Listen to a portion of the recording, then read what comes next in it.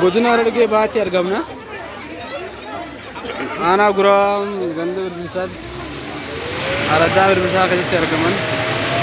Akkana kun uummanni badhaadhina cinaa dhaabbannaa lubbur hanga lukkuutti yaani qabeenya isaanii hunda baasanii haala kanaan asitti argamna.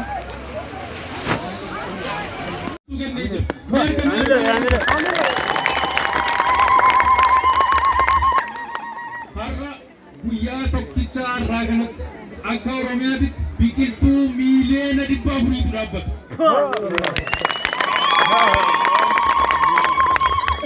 Godina Arargee baaditti har'a qofa biqiltuu miiliyoona 33tu dhaabbata. Aanaan giraa miiliyoona 2 dhaaba.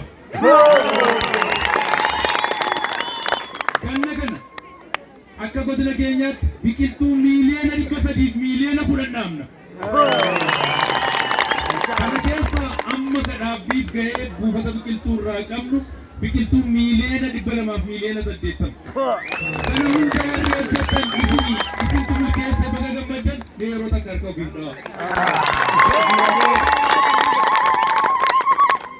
Amma nama ajaa'ibaa takka waltajjiitti isin yaffeera. Nama seenaa qabeessa. Qabsaa gameessa urmiisa Oromoof jecha bosonatti dabarse obbo Arad Biqilaa.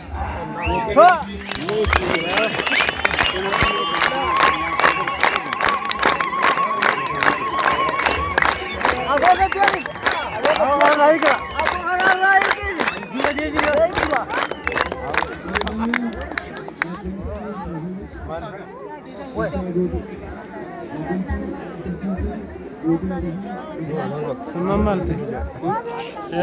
Sama malte. Sagaleen waa fagaatti. Sagaleen gamne. Biqiltuu bosonaa kan dhaabnu. Kana jechuun madda diinagdee keenyaatiifis murteessaadha biqiltuun asitti dhaabu.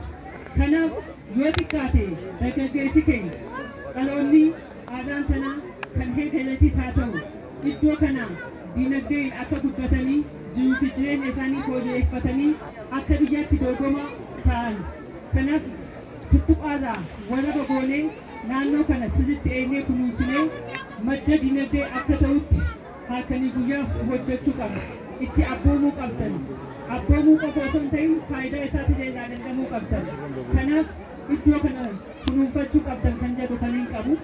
Itti aansuudhaan biqiltuu asitti dhaabuu qofa osoo hin ta'in qe'ee keenyatti, abaada keenyatti, daagaa keenya gubbatti yoo xiqqaate namni tokko biqiltuu nyaataa qo'atu 5 ol dhaabbachuu qaba. Maaliif bu'aa guddaa qaban laaffistanii ilaalinaa.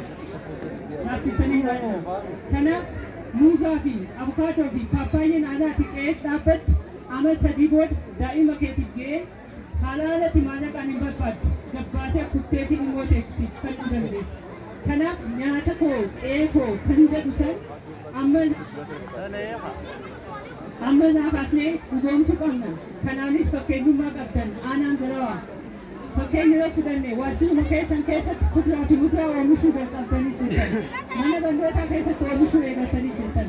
Waan achi gootan san qe'ee teessan keessattis muuxannoo isaan lafa qabsiistanii nyaata koo qe'ee koo kan jedhu jireenya ammaa akkana qaala'ee kanan karaan itti tasgabbeessuu dandeenyus tarsiimoon muuxannoon jirus kanuma waan ta'eef akka hojii hojjetan asumaan dhaamsa isinii dabarsa.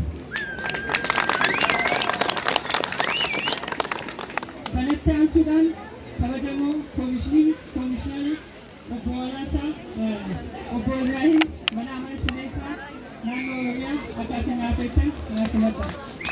Moral. Kabajamaan gaggeessaa.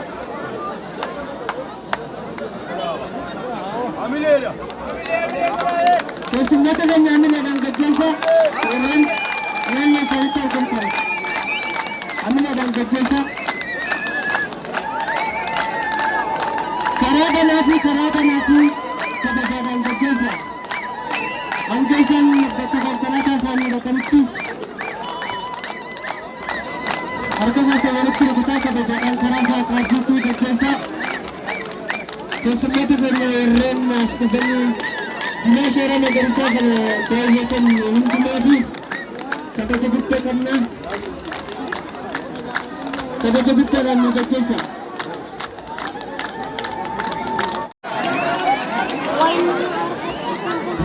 Bulchinsa Agrawaa obbo Alii fi Daandii Bulchaa guddaa galateeffannaa bakka isaanii naaf deebisan.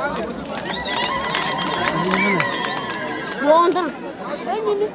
Hani. Mataara na gadi. Mataara na gadi.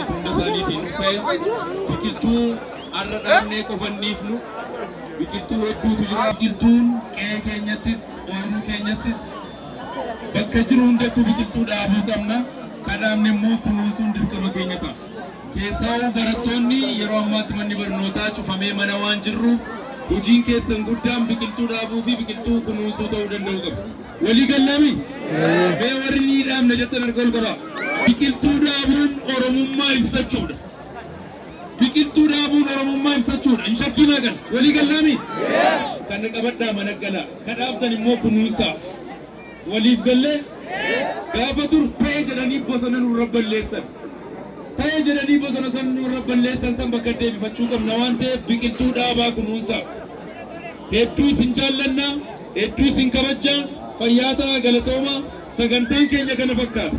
Ammaaf garuu keessummoota keenya gaggeessuu waan qabnuuf aniif isin asuma turraa keessummoota keenya gaggeessinee sagantaan dhufa gutti fufu.